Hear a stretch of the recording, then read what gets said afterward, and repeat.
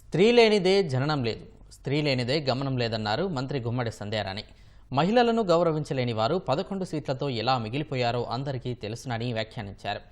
జగన్ పాలనలో మహిళలకు అన్యాయం జరిగితే చంద్రబాబు హయాంలో స్వయం సహాయ సంఘాల ద్వారా పారిశ్రామికవేత్తలుగా మారిన విషయాన్ని గుర్తు చేశారు. టీడీపీ హయాంలో పసుపు కుంకుమ పథకాన్ని రద్దు చేసి లక్షలాది మహిళలను ఆర్థిక సంక్షోభంలోకి నెట్టేశారని ఆక్షేపించారు. గ్రూపులు పెట్టిన తర్వాత ఆడవాళ్ళు ఇళ్ల నుండి బయటకు వచ్చి అందరూ చాలా మంది అనేవాళ్ళు, అధ్యక్ష వీళ్ళు బ్యాంకులకు వెళ్ళి లోన్లు తీసుకొస్తే మనం ఇంట్లో వంట చేయాలా అని. కానీ సార్ ఒకే మాట అన్నారు, అధ్యక్ష చేస్తే తప్పేంటి అని.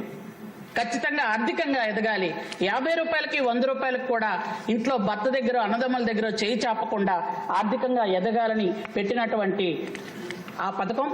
అలాగే అందరి మహిళలకి ఇల్లు కానీ, భూమి కానీ, రుణాలు కానీ, కుటీర పరిశ్రమలు కానీ మహిళల పేరు మీద పెట్టి మహిళలను ఎంతో ఆర్థికంగా అభివృద్ధి చేసినటువంటి సంగతి మనందరికీ తెలుసు, అధ్యక్ష.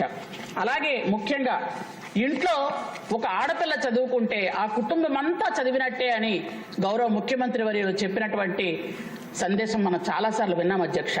కాబట్టి ఇంట్లో ఆడపిల్లలు ఖచ్చితంగా చదువుకోవాలి అని ఎన్నో గురుకులాలు, ఆశ్రమ పాఠశాలలు రాష్ట్రం మొత్తం మీద కూడా పెట్టి, మహిళా కళాశాలలు, మహిళా యూనివర్సిటీలు పెట్టి అక్కడ ఎవరైనా ఆడపిల్లలు చదువుకోవాలంటే ఖచ్చితంగా వాళ్ళకి పూర్తి స్థాయిలో చదివించాలని ఒక మంచి ఉద్దేశంతో చేసినటువంటి కార్యక్రమాలు, అధ్యక్ష.